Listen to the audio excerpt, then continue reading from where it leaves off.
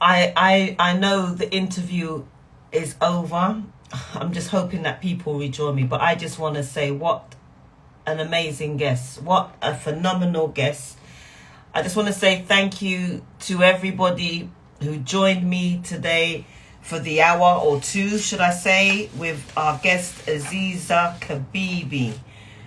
Go to her website, azizakibibi.com. Go and purchase her book on Amazon, Unashamed, A Tainted Life.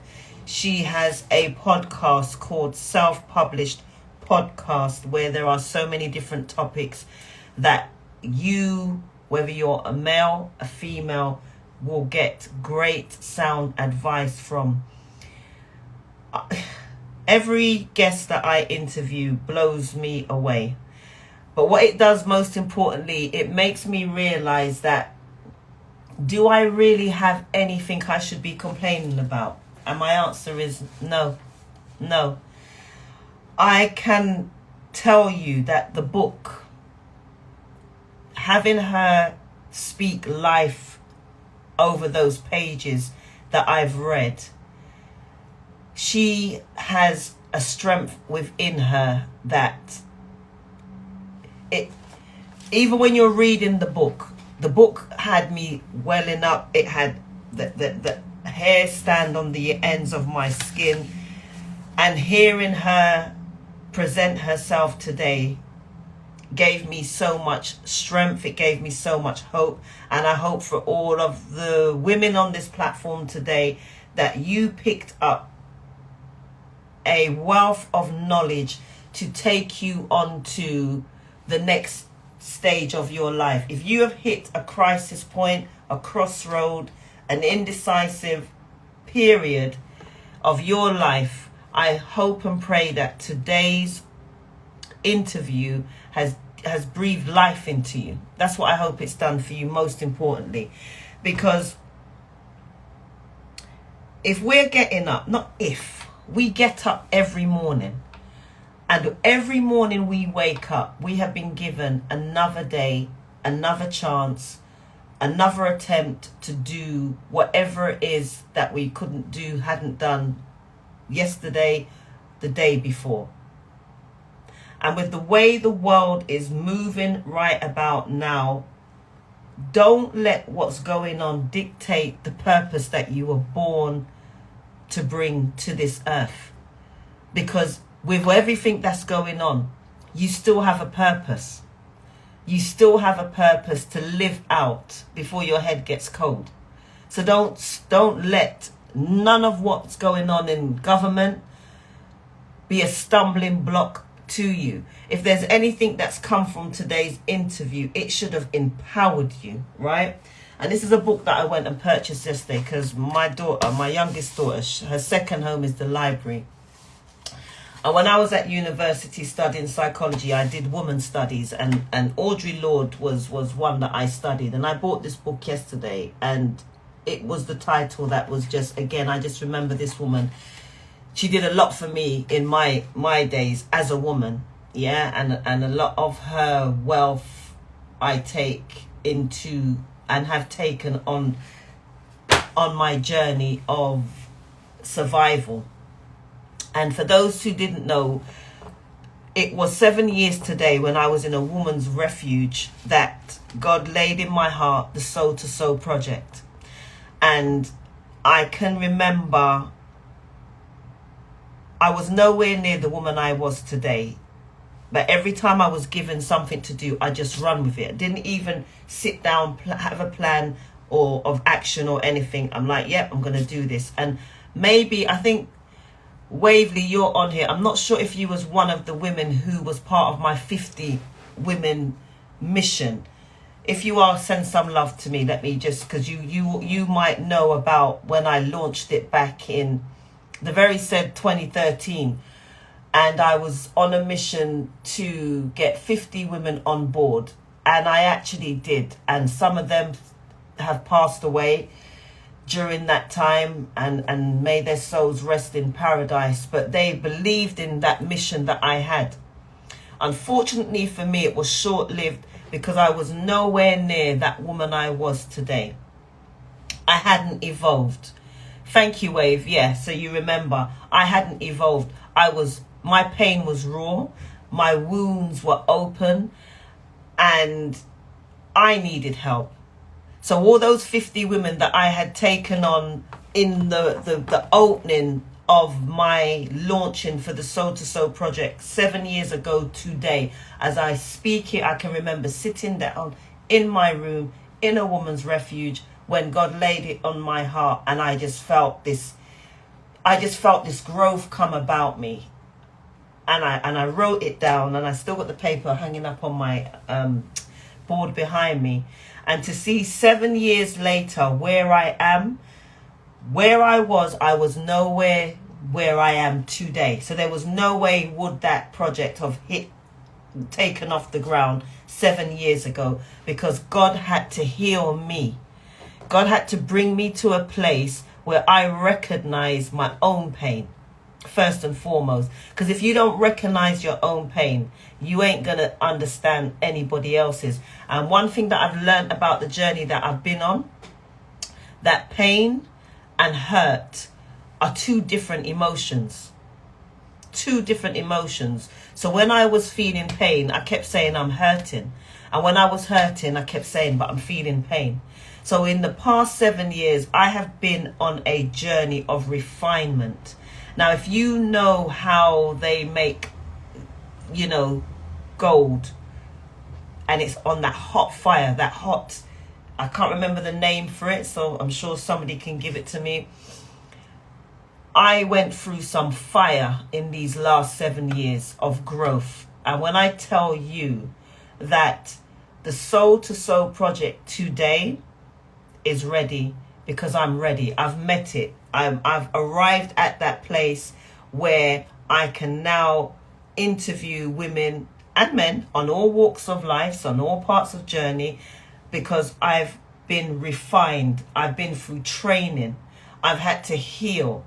I've had to recognize my pain differ to my hurts, and my hurts differ to my pain, and my attitude towards my life and my growth, my relationship with women, with men, with my husband, with siblings, with my parents, with work relationship, with money. All these things were part of my journey to bring to you guys today the Sole2Soul project. October the 21st, 2013 was when God laid it in my heart that he was going to carry me on a journey to get 50 women. And I got those 50 women at the close of December the 31st, 2014. So it took me a whole year and some to get 50 women to believe in me. And they believed in me. I have their names still. Waverly's on here now. She was one of those women. And there were some, like I said, who passed away during the journey. But they knew where I was at that time with reaching out to a place that resonated with their pain. But God knew that until I cleared up, or he cleared up my pain and my hurt and my understanding of who I am and what I'm born to do and be, I couldn't sit here today. So when I listened to Aziza, I listened to her first when I read her book. Seeing her sit before me today has been, I can't even tell you the words right now. I'm so overwhelmed. And this is a positive overwhelmed. And it's just like my journey with Michelle. Michelle Kramer is on here as well. And it's just like my journey with Waverly. She goes by the name of Coco Queen, who has been very instrumental in my growth. Waverly has been like a sister to me from another mother. She took me under her wing. She wasn't in my life, but I just remember good memories growing up with Waverly. Always seeing you, sis, and you're on this platform, and you just made me feel safe as an older woman to myself. Not that much older, I don't believe. No, maybe. But anyway, don't matter. Age ain't nothing but a number. But there were women that God sent to me to make sure that when I saw them, I checked myself. And those women Some have gone, some are still here. Wavy has been there from, I don't even know, sis. How old am I? Probably 8, 9. And I'm going to be 52 life spare November. So I say all that to say that when I give you the Soul to Soul project, the Zoom meetings that I started off from, every interview that I have conducted, and I've seen myself grow, but every interview that I have conducted, the topics that have been discussed, the taboo subjects, the topics no one wants to talk about, they are real. Okay, they're real, and I can sit here from a place of transparency, of authenticity. 25 years ago, that weren't happening because I was ashamed. Yeah, Aziza's book is Unashamed. I was ashamed. How many of us are too ashamed to speak about our pain in fear of what someone else is going to say about us, because we've been wearing this mask of pretense, proclaiming that we're doing great and we have all these nice things and we're going places, and we ain't going nowhere fast. Yeah? Let me just hold my hand up. Let me just hold my hand up, because I ain't about that life. You understand me? In fact, I knew I didn't want to be about it for a long time, but I didn't know how to get out of the bullshit. You understand me? Because you become so attached to what people see in you, want from you. You just become attached. And us as black women, and women in general, but I'm speaking from a community perspective, from a sister's perspective, because that's who I had around me. And there's no prejudice here because I have mixed race siblings. You understand me? And I just want to make sure as women, because I was born a woman before I became any of the titles that life has, or the labels that life has given to me. I'm talking as a woman, right? The understanding of recognizing your worth before a man comes along and tells you who you are and who he wants you to be. Yeah, whatever male figure is present in your life is who you base, who you're gonna decide to end up with, whether it's good, bad, or indifferent. Yeah, where we are now as women, and I'm not here dissing no man, because I've got sons. But all I'm about to say and want to say is just know who you are. Because you friggin' know who you are. And you talk yourself out of who you are.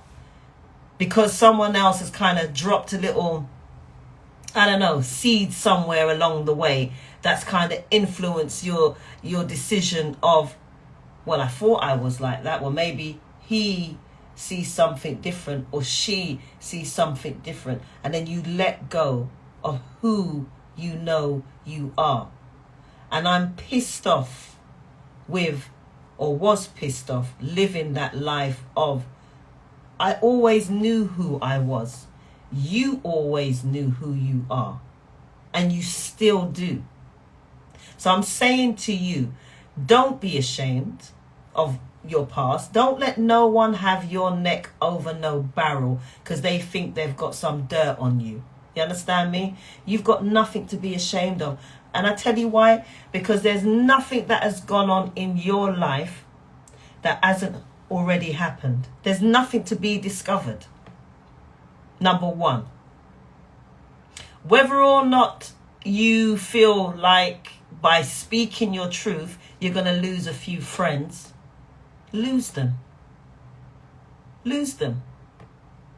Who cares? You're never going to be alone. You're always going to meet people that will meet you at the frequency that you are when you drop the garbage, when you drop the rubbish, when you drop that stink attitude that you've got.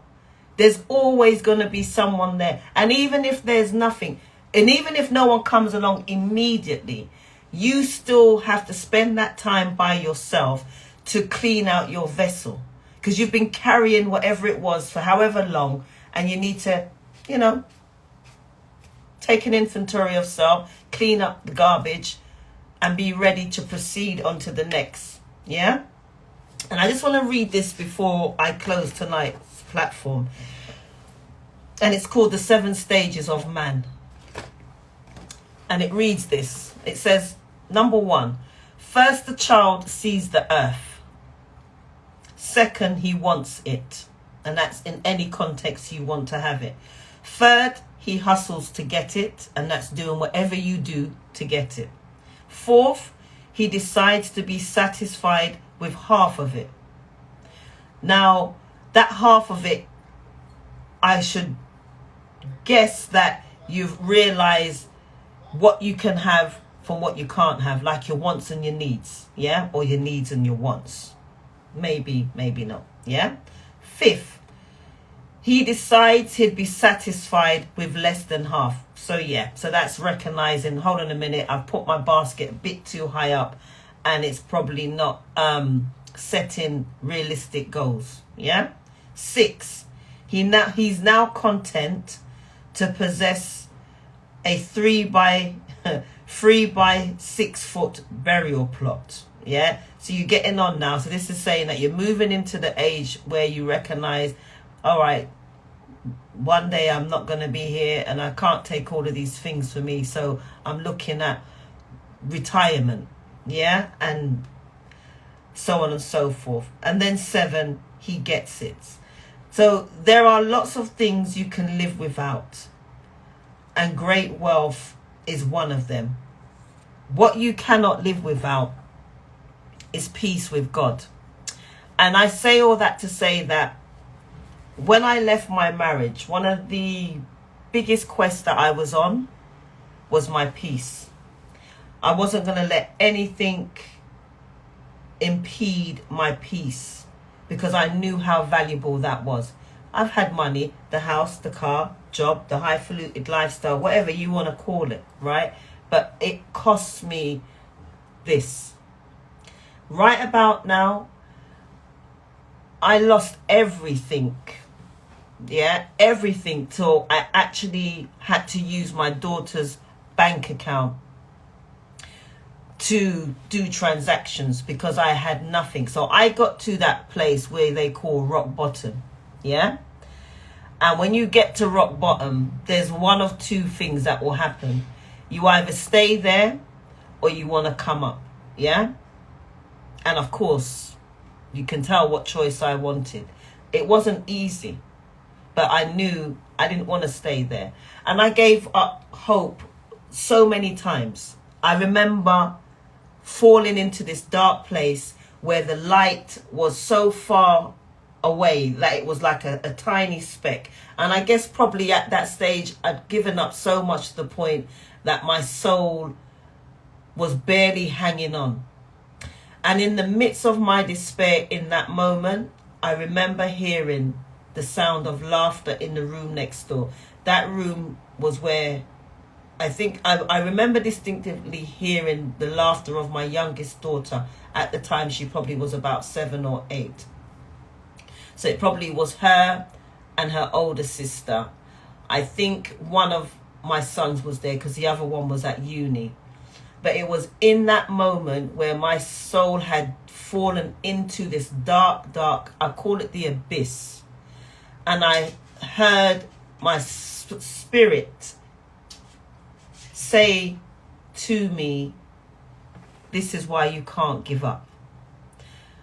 And it was in that moment I said, I'm choosing to live.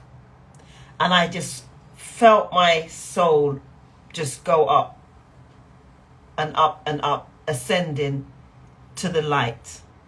And it was in that moment that I knew that I'd come close to a place that, and I've never really spoken about it on a platform like this. I've written about it. It's in my book. Don't worry, the book's coming. But I'm speaking about it because you know what? No one knows what tomorrow may bring. And if this little lifeline is a lifeline of hope for somebody right now who's on this platform who may know somebody in a crisis point, don't give up. Don't give up. Just don't give up. No matter how painful it may look. You know, there was a message on here just now. I think it was Michelle Kramer that wrote, we walk by faith and not by sight. You just listen to a woman, and I know you've got your own testimony, and I know you've listened to women year in, year out give their testimony. That is evidence of why you cannot stop. So as current as we're hearing Aziza Kibibi painstaking ordeals and trauma, and I couldn't even get into it, as you could tell, there was so much of her detailing her life. This woman got beaten for everything under the sun. Jesus Christ of Nazareth. She got beaten, brutally beaten by her father during her pregnancies. You heard her tell you her punishment was all these different sodomizing acts of whatever you want to call it. That was her deranged father's way of control.